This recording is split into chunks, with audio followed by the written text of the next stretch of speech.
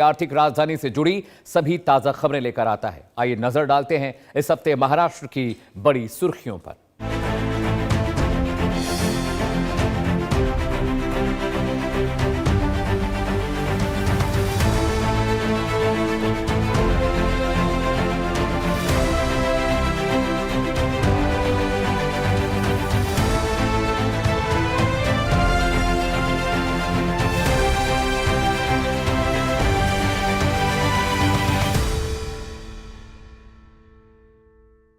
महाराष्ट्र में आधारभूत संरचना विकास को नई गति देने के उद्देश्य से मुख्यमंत्री देवेंद्र फडणवीस ने पालघर जिले में चल रही कई महत्वपूर्ण परियोजनाओं का स्थलीय निरीक्षण किया। सरकार का लक्ष्य पालघर को राज्य के अगले प्रमुख औद्योगिक, लॉजिस्टिक्स और आर्थिक केंद्र के रूप में विकसित करना है। देखिए हमारी रिपोर्ट।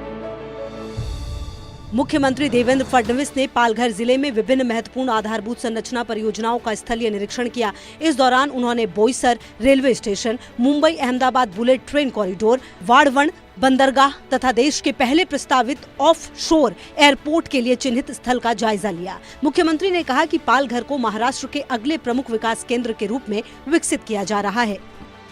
मुख्यमंत्री ने मुंबई वडोदरा एक्सप्रेसवे तथा उत्तन विरार सी लिंक परियोजना की भी समीक्षा की। उन्होंने कहा कि बंदरगाह, एयरपोर्ट, हाई स्पीड रेल जैसी परस्पर जुड़ी परियोजनाएं क्षेत्र में निवेश, औद्योगिक विकास, रोजगार सृजन और आर्थिक गतिविधियों को नई गति प्रदान करेंगी।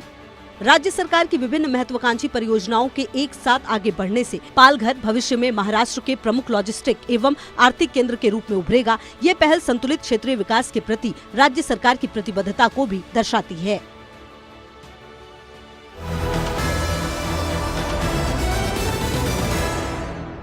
छत्रपति शिवाजी महाराज की गौरवशाली विरासत को नमन करते हुए महाराष्ट्र में पारंपरिक तिथि के अनुसार रायगढ़ किले पर भव्य शिव राज्याभिषेक समारोह का आयोजन किया गया। इस ऐतिहासिक अवसर पर राज्य के उप मुख्यमंत्री एकनाथ शिंदे भी मौजूद रहे।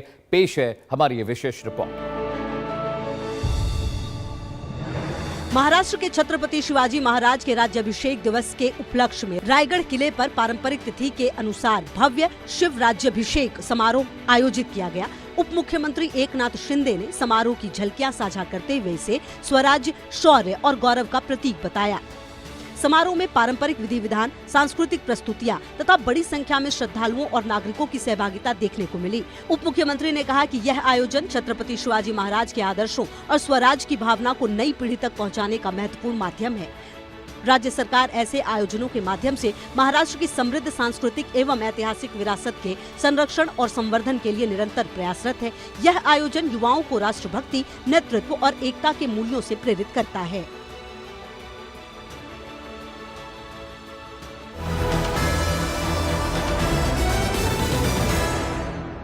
महाराष्ट्र सरकार ने किसानों को बड़ी राहत देने की दिशा में एक महत्वपूर्ण कदम उठाया है। राज्य की बहुप्रतीक्षित किसान ऋण माफी योजना अंतिम चरण में पहुंच चुकी है और जुलाई से इसका लाभ पात्र किसानों को मिलना शुरू होगा। देखिए रिपोर्ट। महाराष्ट्र सरकार की महत्वाकांक्षी पुण्य श्लोक अहिल्या देवी होलकर शेतकरी कर्ज मुक्ति योजना 2026 अंतिम चरण में पहुंच गई है।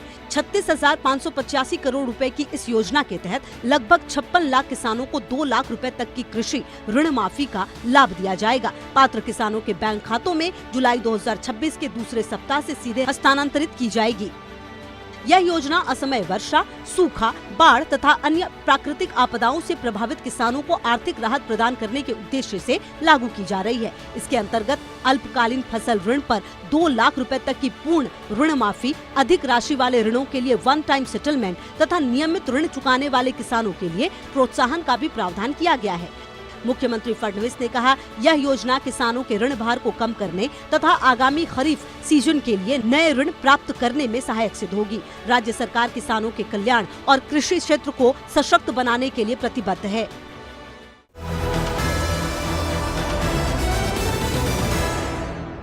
बच्चों को पोलियो जैसी गंभीर बीमारी से सुरक्षित रखने के उद्देश्य से महाराष्ट्र में राज्यव्यापी पल्स पोलियो टीकाकरण अभियान का शुभारंभ किया गया है। सरकार ने सभी अभिभावकों से इस अभियान में सक्रिय भागीदारी की अपील की है। प्रस्तुत है ये रिपोर्ट।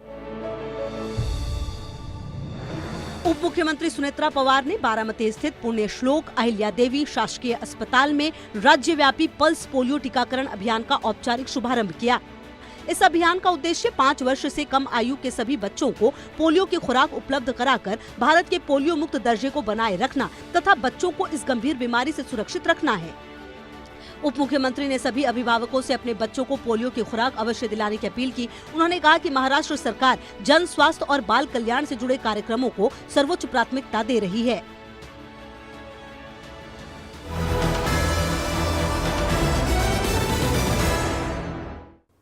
महाराष्ट्र सरकार नागपुर को देश के प्रमुख कार्गो और लॉजिस्टिक्स हब के रूप में विकसित करने की दिशा में तेजी से काम कर रही है। एयरपोर्ट विस्तार के साथ आधुनिक आधारभूत संरचना विकसित कर क्षेत्र में निवेश, व्यापार और रोजगार को बढ़ावा देने की तैयारी है। देखिए हमारी ये विशेष रिपोर्ट। मुख्यमंत्री देवेंद्र फडणवीस ने नागपुर हवाई अड्डे को देश के प्रमुख कार्गो एवं विमानन केंद्र के रूप में विकसित करने की दिशा में समेकित आधारभूत संरचना विकास की घोषणा की। एयरपोर्ट विस्तार और दूसरे टर्मिनल के पूर्ण होने से पहले ही मेट्रो कनेक्टिविटी, संपर्क मार्गों और फ्लाईओवर निर्माण कार्यों को गति दी जा रही है। मुख्यमंत्री ने कहा कि इन परियोजनाओं के पूरा होने से नागपुर देश के सर्वश्रेष्ठ कनेक्टेड हवाई अड्डों में शामिल होगा। इससे यात्रियों की सुविधा बढ़ने के साथ साथ नागपुर मध्य भारत के प्रमुख कार्गो एवं लॉजिस्टिक केंद्र के रूप में स्थापित होगा। इस समेकित विकास से विदर्भ क्षेत्र में व्यापार, उद्योग और रोजगार के नए अवसर सृजित होंगे। परियोजनाओं के पूर्ण होने के बाद नागपुर हवाई अड्डा आधुनिक, सुदृढ़ और विश्व स्तरीय आधारभूत संरचना का उदाहरण बनेगा तथा महाराष्ट्र को विमानन एवं लॉजिस्टिक क्षेत्र में नई पहचान दिलाएगा।